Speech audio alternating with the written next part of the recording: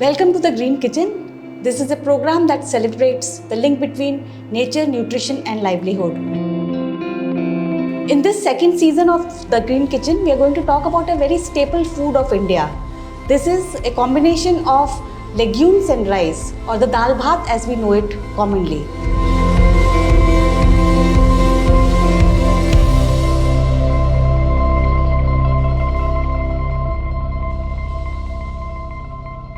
We have with us Dr. Pushpesh Pant, who is a food historian and he has written extensively on Indian cuisine. So welcome to the show, Thank you Pushpesh so ji. much. Thank you. So tell us something about the staple food, dal bhat. Why is it so popular? Because it is essential for the survival of those of us who stay on the subcontinent. There is one pair of words called dal bhat, which is rice and lentils, legumes and pulses.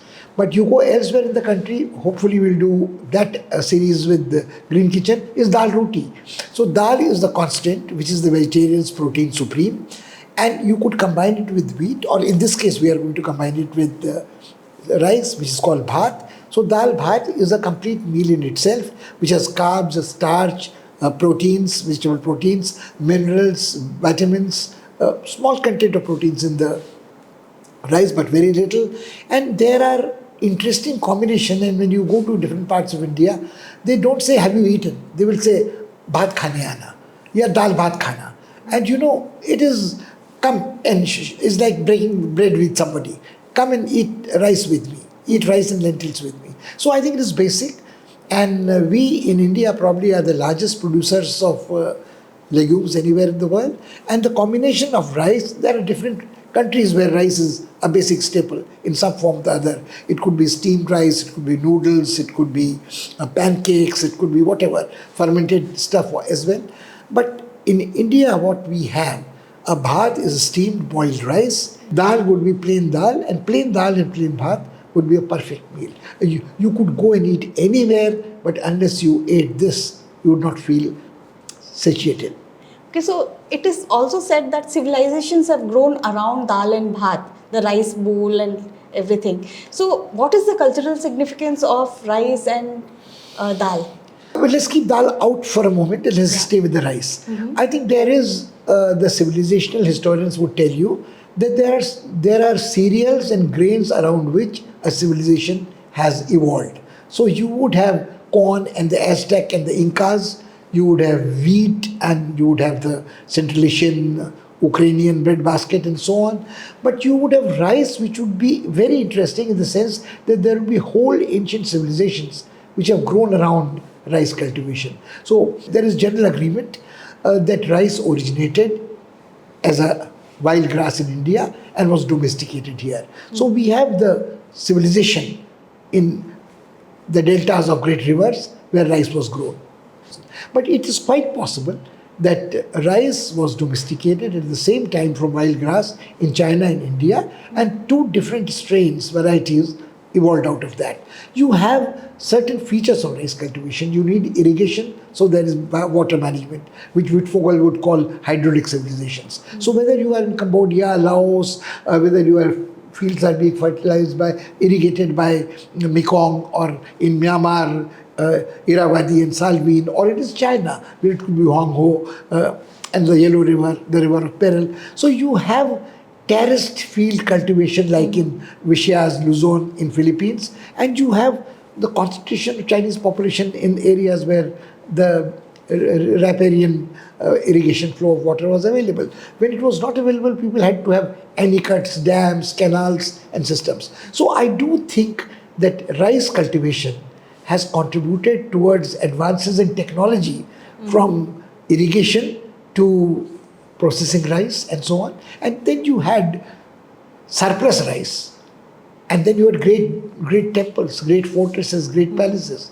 So things grew out of rice. So everything comes out of a grain of rice. But we don't have similar kind of information about legumes, but most of them have originated No, here. we do have information, but we don't say that they spawned civilizations. The civilization was spawned by a basic cereal like rice or corn or wheat. But to combine with it, you had a lentil. So you have interesting situation that legumes and pulses grow in land which does not require as much irrigation. So they can be grown on arid land. They are pretty resistant to fluctuations of temperature. They are more or less like millets, you know. So if you had areas where you had legumes growing in arid land, so people could concentrate on the irrigation and the varieties of rice, and the two would combine to give you a complete meal. But I do not think that you could say that a legume has spawned a civilization. Okay. We have a lot of variety of rice in India. So what do we know about it? How many varieties do we No, have? this is a very interesting question. I was reading up about it and I was very heartbroken. In 1970, it's been documented by various scholars, rice institutes.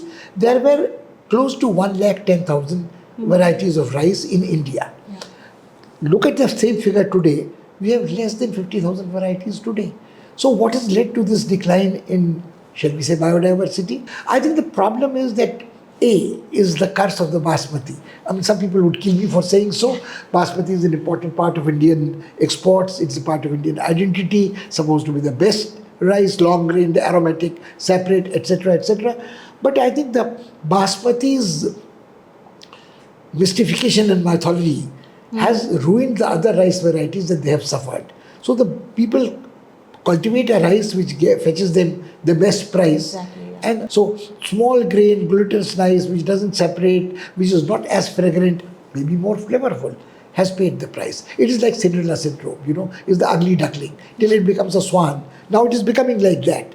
Now people are getting more aware of the virtues of these different varieties of rice. Even if we talk in terms of 50 odd varieties of rice unknown hitherto in India, people have a very strong affinity for the local rice. You would have the Matta rice in Kerala, you would have the Mapilai Saba rice in Kerala, Tamil Nadu zone. You would have the red rice in that altitudinal belt which from Himachal to almost to Manipur, the red brown rice, grown rice used. You would have the Bengali Govind Bhog, which would for them be supreme, superior to any other rice. It would go by any other name. It might become Vishnu Bhog in Orissa. You have these varieties of rice. You would have something like now lost Tilak Chandan. You would have something like Kala Jeera in Bihar, which would become Siya Jeera, Sham Jeera in Orissa. You would have local varieties which people would say, this is our rice. And then they will find reasons for that. They will say, oh, we can digest it more easily. It sits very lightly on the stomach. It is more nutritious. And they would say, with some reason, it is more flavorful. So what we have grown up on is our own stuff.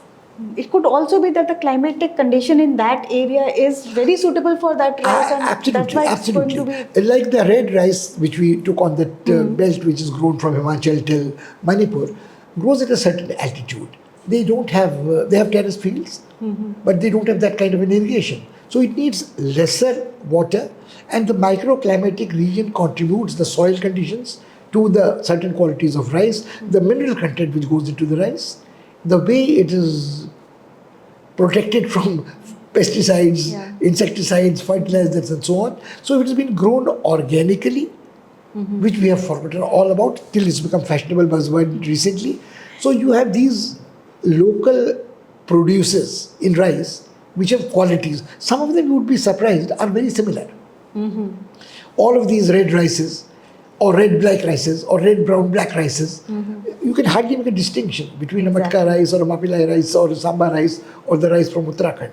But these have higher protein content, they have higher mineral content, and if they have been processed differently like Arwa and Ushna rice, which are not varieties of rice but ways of processing it, parboiling the paddy, then removing it, then husking it, then cooking it, you have slight changes in taste and texture, but all of them by and large are slightly sticky or more sticky. They are more flavorful and not without a fragrance of their own. So it's hard to describe. In Hindi you would say it's a nutty flavor. But what is a nutty flavor? Is it like a cashew nut? Is it like a peanut? Is it like a walnut?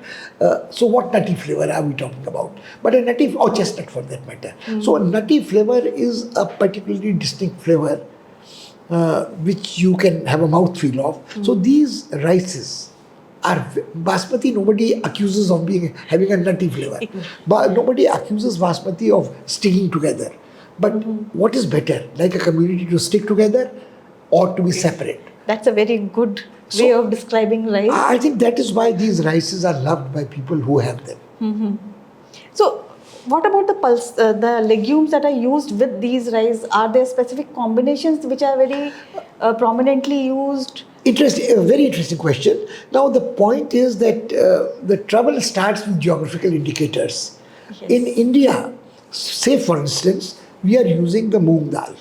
In Bengal, they would use the variety of moong which they prefer to anything else is Sona Munger dal. Now, why is it called Sona? Because the color of the grain is supposed to be glistening like gold. It is a smaller grain of the legume, but it is valued more than the larger moong because the color there is better. And especially the process they like to have it with Govind Bhog is Bhaja Sonar Munger dal. Bhaja is to dry roast it. So you dry roast the dal on a pan, you wash it well and then cook it.